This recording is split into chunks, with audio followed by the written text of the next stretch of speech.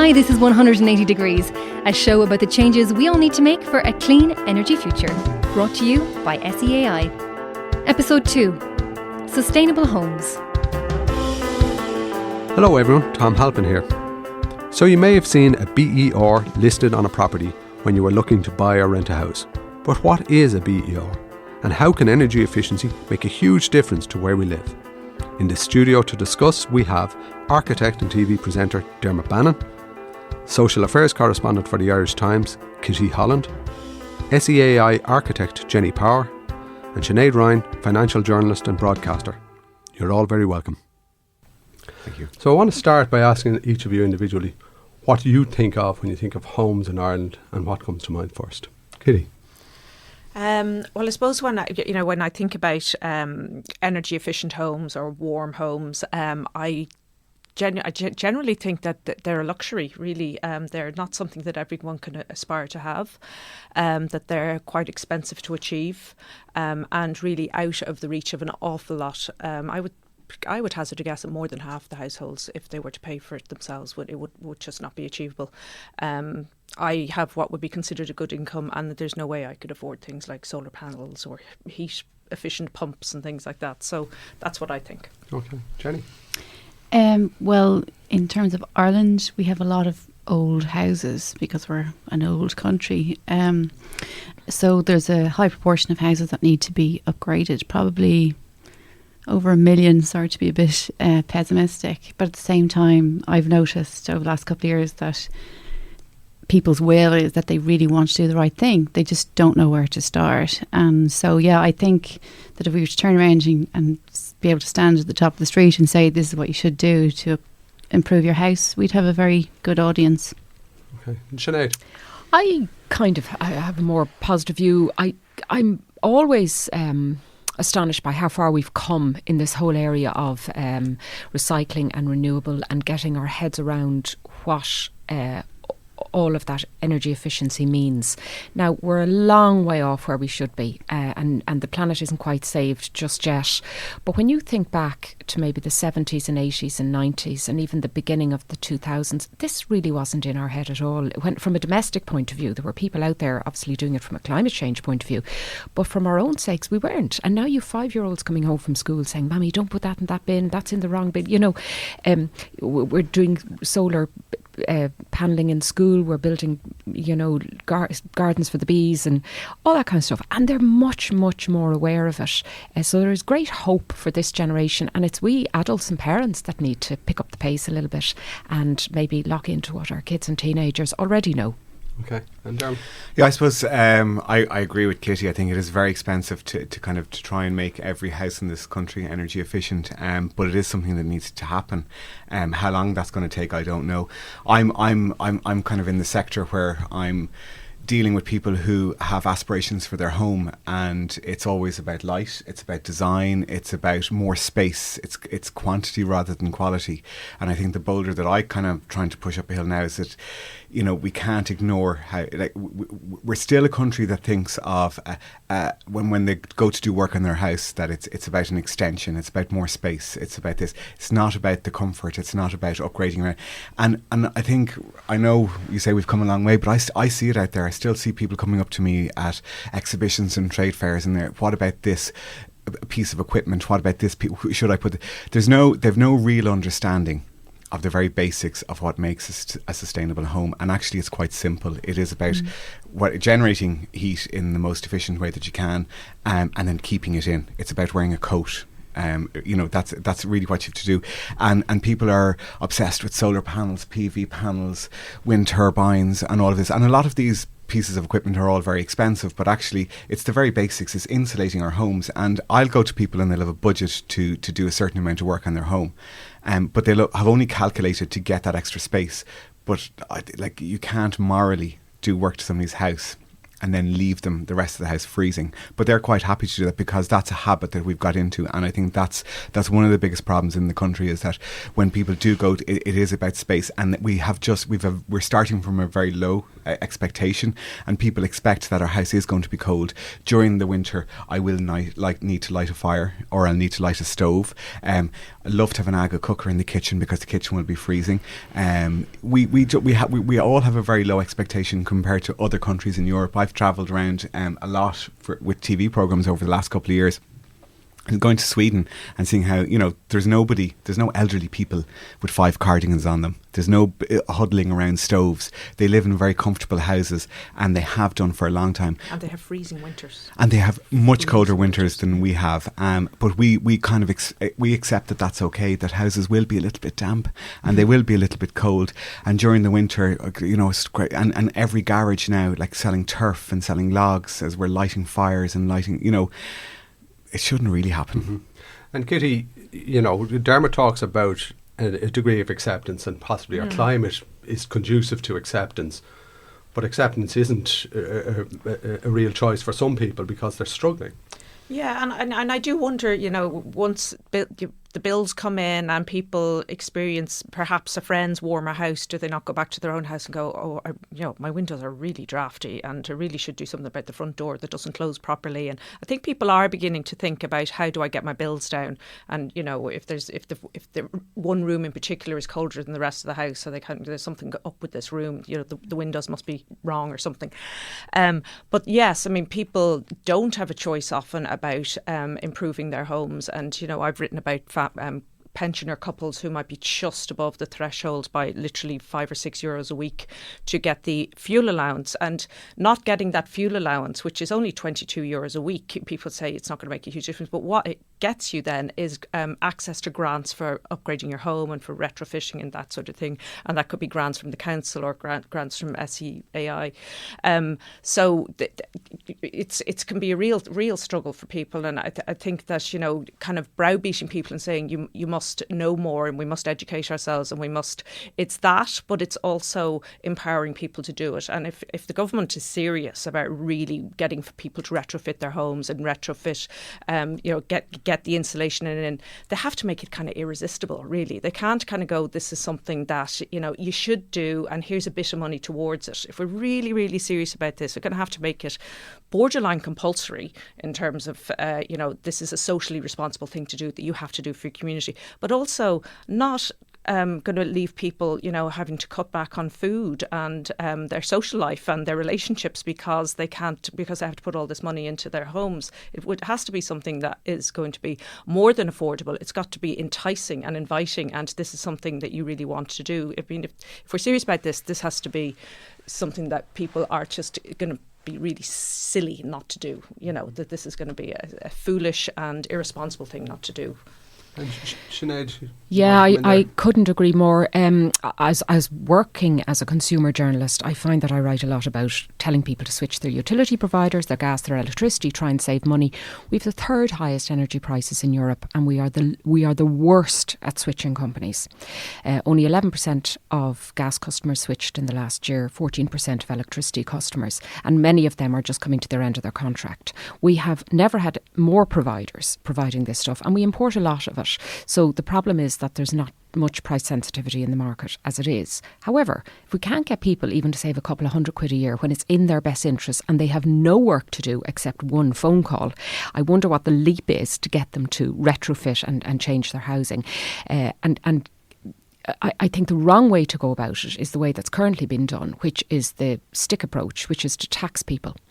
That's the punishment for not doing it, without conversely providing an overwhelming opportunity to make it worthwhile.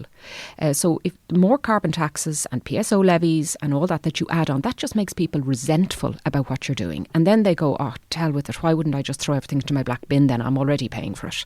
And that's the mindset that you get. What you really have to do is make it so attractive that the alternative, either morally attractive, as the kids are doing to us now, okay, you're not allowed to do that, it's really bad for the environment, but also financially attractive, and nothing speaks like money. So it surprises me, for instance, that there aren't, and I know the SEAI is doing a lot of work, grant aiding work for retrofitting and for solar panels and for insulation works, but there doesn't seem to be, that I'm aware of, a grant, a very, very accessible grant available, for instance, to get triple glazed windows in your house. I don't know of one. Maybe there is.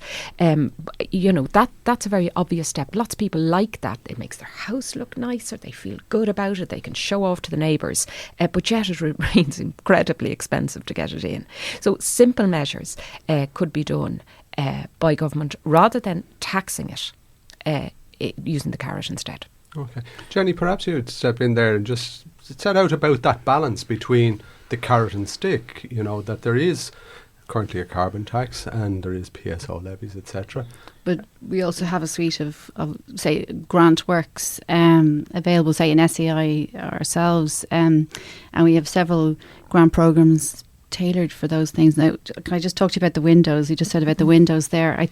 Having stood at, as you're talking about events, people in Ireland are quite interested in windows. It does come up a lot. Dermot. I'm sorry. What about the windows? The windows. Just give everybody a glass house and let them live in it. Yeah, and I appreciate the triple glazing aspect, but I suppose what I would love for people to understand is that it's also about looking at the whole house, and that what you want to be doing is thinking about the ways, Sure, but windows are sexy. Rolling out fiberglass in your attic is not Yes, sexy. but if you've got a cold wall and then you've got a warm window floors and cold floors. But you have to start somewhere. I know, but windows is way up. It's actually down the list, and it's like your walls are the most important thing. If anybody was asking me, I have a block of money to spend here, and I'm going to spend it either on my walls, insulating my walls, or putting in triple glazed windows. I'd say to your walls first, and leave the windows that are in it. We're doing a project at the moment in Drumcondra. It's an old period house, and they don't have the budget to replace the older, they're not sash windows, they're casement windows. But actually, by running the figures and putting insulation in the right areas, by putting it into the floor and into the attic and into the walls, we can actually leave the old casement windows in the house until they can afford to do them properly, because there's no point in botching it or putting in something that won't look well. So, but we can get it up to an A3 rating. How much does that cost now? The windows is $5,000. On a reasonably good income. I'm not going to qualify for fuel allowance or anything. How much is it going to cost me taking in the grants to do 3-bedroom house that needs to be wall insulated? Every house is different, but I suppose if you're to take, what would you reckon? Well, again, I would take it from a low hanging fruit. Okay, take your budget into account. So say, what can I afford? Well, now what does it cost? Because I can't afford anything. So if you can't afford anything, then you start with the things that you can do yourself. So that would be one. Have you eliminated the drafts? Now that means going to Woodies and getting a roll of draft exclusion tape. You can do that. So they're the things you can do at home for a couple of £100. But people don't do it. But that's what I'm saying. If you start with those things first, and I remember a friend of mine saying to me, "Oh, my landlord just installed my cylinder, and I'm now looking at a beautiful brand new shiny cylinder." And I said, "It's not supposed to be shiny. What do you mean it's shiny?" The landlord had put in a copper cylinder with no lagging jacket. So that was the first thing. Go back to your landlord and insist that under regulations it should have a lagging jacket. And then even base things like making sure that you can zone your heating so that you're not heating your house at the wrong time. That's really inexpensive, like thermostats on your rads. Yeah, that it doesn't kick in if the temperature's okay. Or, my own son just changed the thermostat down to 5 degrees. So, or we were wondering why we were so cold, because things weren't, the temperature was like whatever, 18 degrees. So it's just those little things. In terms of the cost, materials I don't believe have changed that much in price over the last. Labour has changed. So because during the crash, labour went to zero almost. There was no profit for any developers, and now they're beginning to claw back. But the material price, I think, is levelled all the way through. So, like to insulate a house, put in new windows. So you're insulating your floor, you're insulating your walls, you're insulating your attic. Like you're talking, and new windows. You could be talking a budget of about 30,000. But even so, take attic insulation to insulate a 1,000 square foot house, that would be about €600 or €700. Okay. Yeah. So that would be the first thing I would say to any person. By the Heat way, rises. you're talking about PV. Have you insulated your attic? You haven't. Okay, let's look at spending maybe the £600 or £700 on the attic first. That's like putting a hat on your head. So that's a really good approach. And then you can. I have to admit I'm a bit of a nerd with gadgets. I have a thermal camera attachment for my iPhone. So the way I convinced my own husband was to go around and see how badly insulated it was with the gaps. So make sure that there's no gaps in the insulation across, and don't throw the Christmas decorations on top of it. Keep those away. Clear out the attic and leave it the place that it's meant to be, which is to keep the house warm. At the head of the programme, we talked about the BER. And Sinead, if I could bounce this one to you in the first instance, because you work in the consumer finance space and people ask you questions about budgets, etc. To what degree do you think a BER is meaningful to people, or do people understand what a BER is? Not at all. I'd say it becomes meaningful when they have to sell their house and they realise that it's a mandatory requirement now. What does it stand for? It stands for Building Energy Rating. Okay. So I knew it was energy rating. Yeah, I didn't know what the B was. It's like your dishwasher that goes from A to G for the house. It's become a mandatory requirement now for a house sale and indeed a house purchase. And you can't even list your property on My Home until you have that BER rating done. So that makes it both a pain in the neck, it makes it expensive, and it's a necessary evil. I'm not saying it is any of those things. I'm saying that's how it's perceived. So it's something just to get over with. And then people have it and they get a C1 or a D2 and they shrug their shoulders and they go, well, I'm still selling the house. Right. And I don't know how much of a difference it actually makes, not to the because same I remember price. when we sold our house last year, and the bank sent out, or somebody sent out, an independent person to do a BER in it, and they gave me back to, I said, that rating is very low. It's my rating is higher than that because we insulated the walls, we did such and such. So I had to phone the BER assessor and Like say, a listen, proud dad. yeah, saying, this is, and so I said to the estate agent, I said that'll go up by I think it was from a D to a C. I said, that'll go up to a C. And he just said to me, it'll make no difference. I did exactly the same last month. I sold my house and I got a very disappointing D1 rating. And it was nearly like kind of getting a pass in your leaving cert when you expected a B. You didn't go for a recheck, did you? I did. Well, I did actually. Well, I complained about it. And then again, the estate agent said to me, honestly, it's not going to make the slightest bit of difference. Anybody buying a property that's an executor sale or built in the 1950s, if you don't they're not expecting an A, B or C rating there. You're not. You're expecting an F. And if you get it, what difference does it possibly make? Now, that said, is it a good idea to have BERs? Yes, I think the whole country should be mapped.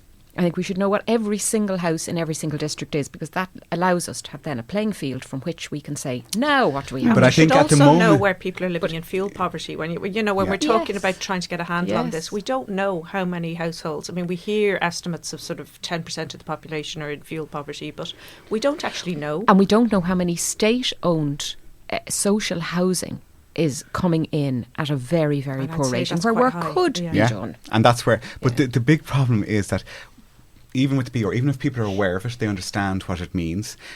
People don't know, because we're starting from a very low base point. They don't know the difference between being in a G or an F or a D rated house compared to being in an A rated house. It's a bit like me when I started off with programs like Room to Improve. Like, nobody knew what an architect designed house looked like because there was none. You know, there was maybe 5 in every county, really nice, well-designed architect. So we were starting from a very low base point. It's the same with energy efficiency. People don't know what an A-rated house feels like. They don't know what it's like to walk around in an amazing comfort. They don't know what it's like to get out of bed in December in a T-shirt and not to have to put on 5 cardigans. We're starting with a very low base point, so our expectations in this country are quite low.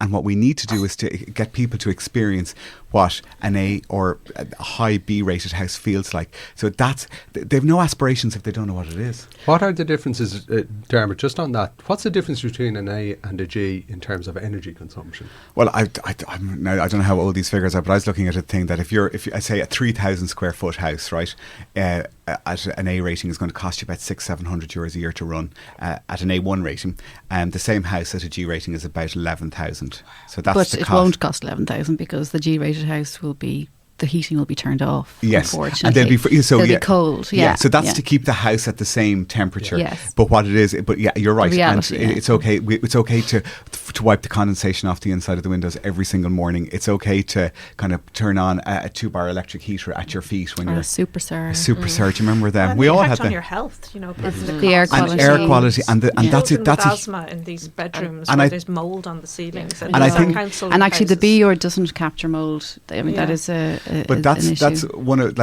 of the biggest issues as well, is that if you start and piecemeal do your home. So if you live in an old house and there's old rattly windows, there's a certain air quality in that because the air is coming in through your windows. You put in double glazing, right? And then what a lot of people do is they stick an L wardrobe in front of the vent, or they'll seal up the vents and they'll put a cushion or a pillow into it. Yeah. Then they seal up fireplaces, so they eliminate all the drafts, and suddenly your air quality goes right down, and the carbon dioxide that's in the air, risk of carbon monoxide because they might be lighting a stove. Like once you get to a certain level of air tightness in a house, then you need to look at your ventilation, like either demand controlled ventilation or heat recovery, and they all add to the cost. But like I've gone to so many houses and people say we've rising damp and it's upstairs, and I'm thinking, well, how does it rise the whole way from the ground up to the thing and miss out your living room? It doesn't. It's condensation, and and you go into houses now and they smell damp and they smell wet, and that's not water coming in from the outside. That's condensation that we're breathing But in. there's also, isn't it, uninsulated walls? Isn't it? Yeah. Because I go into council flats and things, and they have blocked up all the vents because they're so cold. Yeah. And I think it's because the walls are so thin and cold that any heat is being produced inside is just turning into water. Vapor, and it's going And to it the goes to walls. the coldest So if spot they in the had house. insulated walls, they could open the windows a little bit more because it just. And also, we have behavioural issues as well. For all of us sitting here would throw our clothes on the rad to Dry a radiator to them. dry them, and that's actually the worst thing. You should only dry them on a clothes rack without any heat attached to it. Cooking, people don't open a window. People take a bath or a shower, they don't open a window. A house needs to breathe, needs to kind of evacuate. I do that. think all of those behaviours are exacerbated by poverty, though. That if you I don't agree. have the tumble dryer, you don't have the big space to hang the clothes out. I absolutely agree, but know. I'd also say that people in general across the country have become slightly disconnected with what it means to maintain a house. So I'm not picking on fuel poverty homes, but I would say that a roof just can't stay unmaintained. You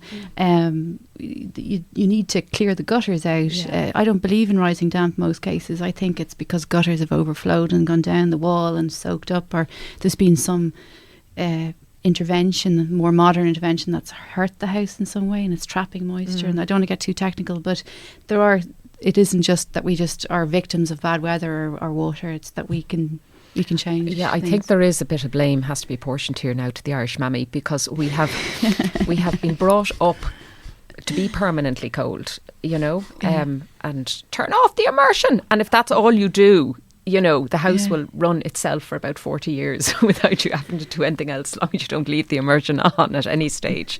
But that whole thing of drying over the radiators and blocking up the vents, that would have been learned behaviour from watching a previous generation doing that. So I think we shouldn't beat ourselves up too much, but it's about relearning.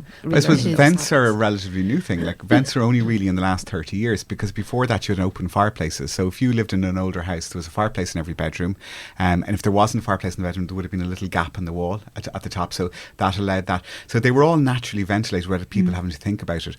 And it was kind of during the 1970s when technology moved forward and we could have cavity walls, and we didn't put fireplaces into every bedroom. We started to put the little room vents in, and then people associate that. So it is a relatively new phenomenon, because I grew up in a 1970s house. You accepted that when you woke up in the morning, your arm was numb. You used the net curtains to wipe the condensation off the windows. You put the super air on. You huddled around. That's why we all have this association with the fire, and because you huddled around on a Friday evening because the fire was lit and it was the warmest room in the house, and going to the toilet was freezing. But we got that. That's what we were brought. You didn't know any better, and for a lot of people, they still don't. The fire is nice, though. Fire is amazing. You get very nice electric ones. No, I like my fire. I wouldn't give it up. But you can put in a really good fuel burning stove. Yeah. A wood burning stove. Again, expensive. How much heat do you lose up through your chimney, and how much is it costing? Kitty, I have to say now, last Christmas, we gave up on our open fireplace a couple of years ago because I checked the BER and the difference it made to getting rid of it. But on my TV, I put a YouTube video of a roaring fire, and that was really? Yeah. Oh, But Kitty, you can't warm your bum off a TV screen. Because you don't need to warm your bum if your house is warm. Lovely. You can warm your bum off the couch. but Kitty, while accepting, and there is a really pernicious issue of fuel poverty in Ireland, and it's important that it be considered, and it's pernicious in the rental sector, in local authority housing, and privately owned homes. And those people need to be supported, and Jenny talked about the sorts of programmes that are there. They don't cover everyone, and there are people on the edge. But on the other hand, how would you counter the fact that, well, if you say 10% of the people are in fuel poverty, and let's say we even stretch that for, there's another 10% for whom these works are unaffordable. Why do you think the rest of us aren't biting at the moment? Why, like, taking it to people who could afford it and instead either go on a second holiday this year, or in the case, Dermot, I'm sure you've encountered many occasions, they're buying a Turkish travertine splashback or something for 10 grand rather than... Or a television. They spend €1,000 on television. Yeah, I don't agree with that either. So there is a genuine issue of fuel poverty, but there's also a psychology thing, might be the Irish mammy. Why do you think that is? I suppose it's just not urgent enough yet. I mean, I think when there's a carbon tax is probably going to go up and up and up over the next sort of couple of decades. I think it will become a much more pressing issue, and I think the moral issue with the children being so motivated and worried and terrified about climate change. It's not just that they're kind of tutting at their parents; they're really, really exercised about it. So I think it will become more urgent. I suppose I think it's probably a mixture of cost and lack of and the kind of the hassle involved, perhaps, and that there are more pressing issues in people's lives at the moment, you know. And but I do think that as bills go up, people are going to become a lot more conscious of it, and people are going to be looking around their houses and going, "What can I do? What can I do?" Because I know I am. I mean, I got the new windows in, but I think people are going to. It is going to become a bigger issue in the next couple of decades. The next generation, I see it with my own kids, and if you arrive in with a plastic bottle, you may as well have arrived in with heroin. You know, and they look at you, but that's good. But there is but they're not the generation who are building and retrofitting and but they change. will be. They will be, but we've got 20 years. Well, I'd say we have 15 ahead. Well, I mean, when I look at prices, my daughter who's 17 and she's going to be part of the generation within 10 years who's going to be calling the shots on this, you know. Yeah. And I have a 9-year-old son who has cried about it. I mean, he's wept in bed about climate change. He's really, really worried about it. And I reassure him by saying, soon people your age are going to be in charge. I mean, that's all I can say to him. You know, it'll be okay because you're going to sort this out. You know, if we can't be. But this isn't about. Look, it is about the climate, but I think really what this is about is. It's even the term fuel poverty. Like, would you hear that in Scandinavia? Probably not. Like, it's the fact that you you don't have enough fuel to keep yourself warm in the winter. It shouldn't be up to fuel. It shouldn't be up to paying for a gas bill. It shouldn't. Like, our homes need to be warm enough that if you've got a 2-bar electric heater in it, it'll keep it warm. And we do need to look at our attitude at how we build homes. We look, like, as well. There's fuel poverty, but there's a whole generation of people who are living in houses that are way too big for them, and they find them hard to heat. We don't. Planning needs to be looked at in this country, and we need to look at, well, where are people living in? Like, you've got families crammed in small houses, and you've got older people living in big houses, because there's nowhere for them to downsize to within their community. We don't build a range of houses. We keep building 3 and 4 bed semis over and over again. Urban sprawl. You know, so there's lots of issues coming to, but we should, like, if you look at what they do in other European countries, they live collectively. They have no problem with living in apartments, and once you live collectively, it's much cheaper to heat an apartment block than it is to... I think you're taking on one culture change too many there, Dermot, and I would like just to, I know that it's very easy to kind of bash the system that's in place and how we do things. I like sometimes to look at how we do things well. There isn't a house built now that hasn't an A rating. This now, is yes. But how many of those... This is a generational thing. So no more than our kids who are now worried about climate change. I know it's not about climate change, but that's how you sell it. They are worried about that. You saw in the recent European and local elections, what was the big success story there? It was the Greens. Now, nobody wants the Greens in the Dáil, and they were terrible when they were there, but we want them at local level and we want them in Europe writing the laws, okay? So that's how people vote. And your kids, your teenagers, and my own children who are adults now and able to vote, that's how they're doing that. So they are manifesting that change. It is generational. Every new property that's going to be built from here on in, yes, some of them are too small, it's ridiculous, some of them are too big, but they're all going to have this focus on energy. All of them do. Now, the rest is catch up. But that's where the hard work is. The focus that's on energy, what we're missing out here is the focus on, well, where is the house? If you're still building houses, right, and we're still building a huge amount of houses and we're spreading them down from Mullingar to we're driving. The public transport isn't good enough. So if we can get people out of their cars, and the only way we'll do that is that we offer enough accommodation in the cities. I know it's a bigger issue. And free public transport. Well, but I think these are the things we need to think about. It is a holistic issue. But then we also are talking about decisions that affect all of our lives. So that means flying less, eating less. It's big things. It's like saying no cars in the city centre. On that, I'm highly amused by the whole the Bus Connects project, okay, which has its huge flaws. Don't get me wrong, but I'm up and down that turn your corridor quite a lot. And I was saying on my show recently on News Talk that you have all these yellow ribbons around the trees saying save the trees, and they're beautiful trees, and yes, they should be saved. However, they're from the stance of these people living in large detached houses where their entire driveway is paved and 2 SUVs sitting there. I've been walking up and down that corridor. I am not maligning anybody who lives that way. They've made their money. They choose to live the way they are. It's absolutely fine and fair play to them. But you cannot say, I'm tarmacking my entire driveway, buying an SUV, but please save this big tree outside my house. That is unsustainable. It's hypocritical. The tree is outside their house, and the tree-lined streets form beautiful communities to live in. And if we want people to live in cities, and if we want people to live in the likes of Terranure, Glasnevin, and Clontarf, you need to give them bus routes to get in and out of town. No, they don't need the bus routes. The bus routes are all bringing people from the outer suburbs in. Yeah, the people who are living in Terranure don't need that. That's the change they have to make. Well, then you get NIMBYism at play. I was certainly anticipating a controversy grenade, but not from Bus Connects. Can we segue back, Dermot? Yes, Can we segue back? Sinead, you mentioned about the building regs and the fact that we're now building more A-rated homes, and that's clearly evident from the BERs that we're seeing. But there's also an interesting introduction in this year's building regulations, which basically say, and they come into effect at the end of November or start of November, which basically says if you are interfering with or doing works on 25% of the surface of the home, the walls, you actually have to bring it up to a B2. And that's a very potent stick for those who adhere to it. So what's your perspective on that, Dermot? How is that going to play out? I don't know, because it'll be a bit like BCAR. So that's design certifiers and assign certifiers. It'll be left to the practitioners to tell people. It'll be I'll be the person who ends up sitting in front of a client and saying, okay, so you want to put on 40 square metres onto your house, that's great, and but do you know that you've got to bring the rest of it, and that's the law. I'd like to see a bit more public information about it, because I don't know anybody my age group who knows about it other than practitioners. I think NZEB is brilliant because it's a way of tackling the problem. It is pushing them into it, and I think then again we need to look at the budgets that people may have to spend in their homes, and are they going to be pushed into spending another 50% on top of that?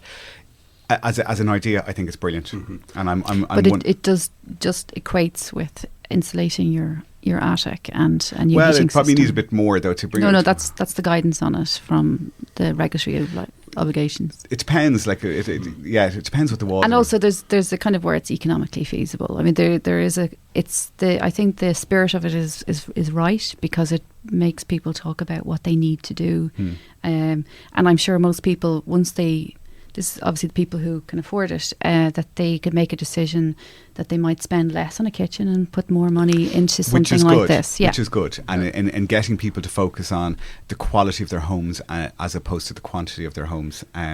Some people would just need space because they've got kids that they need to put into bedrooms and things like that. But for a lot of people, it's just to get them thinking about it. But I suppose it's how's it going to be rolled out, and how's the information going to get out? Because it's like the design certifier and the science certifier. It was up to us to tell them, by the way, we're going to need to spend an extra 40 hours of admin on your house to fill out these forms, and it was never explained to them or given out as information to the general public. Okay, so we've covered an awful lot today.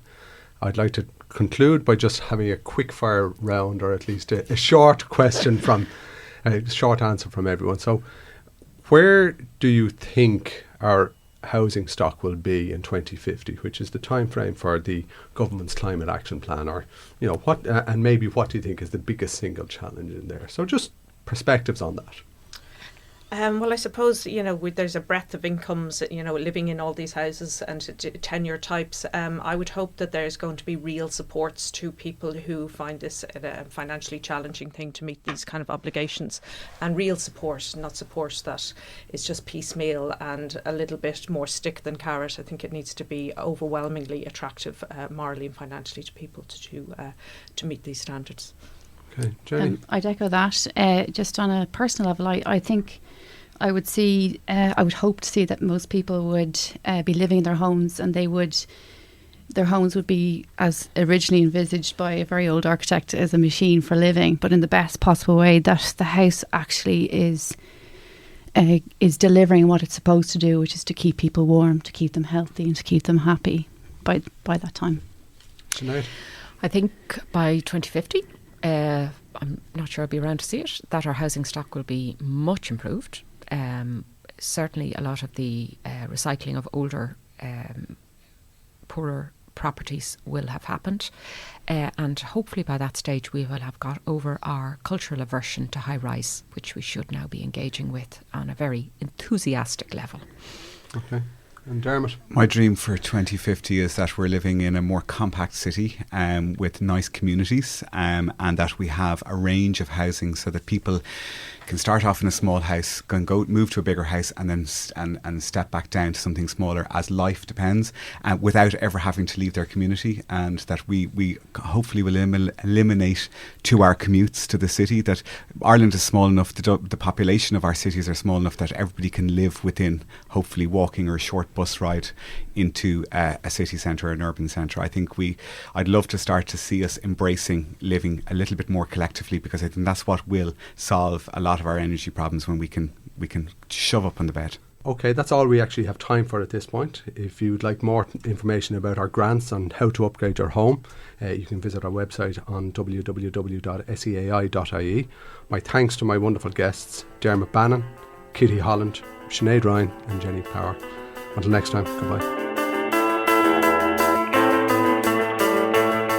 180 Degrees is brought to you by the Sustainable Energy Authority of Ireland. Join us next time, where we'll be answering all your questions about upgrading your home and talking costs with quantity surveyor Lisa O'Brien.